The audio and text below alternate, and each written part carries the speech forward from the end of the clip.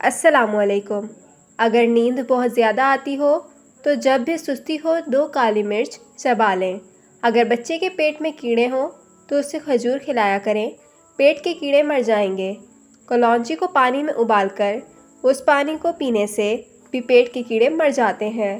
اگر مسوڑوں سے خون آتا ہو یا مسوڑے درد کرتے ہوں تو کچی گوبھی کھانے سے آرام آ جاتا ہے۔ سونف اور میسری پیس کر کھانے سے آنکھوں کی نظر تیز ہوتی ہے۔ اگر داڑھ میں درد ہو تو لہسن کا پانی نکال کر اسے روئی کی مدد سے درد والی جگہ پر لگائیں، درد فوراً غائب ہو جائے گا۔ پاؤں کے تلووں پر تیل لگا کر سونے سے زندگی بھر بڑھاپا نہیں آئے گا۔ اگر پودینے کو اخبار میں لپیٹ کر رکھا جائے تو پودینہ تازہ رہتا ہے۔ دن میں 1 ٹائم چائے پینا آپ کی دماغی صلاحیت کو بہتر بناتا ہے۔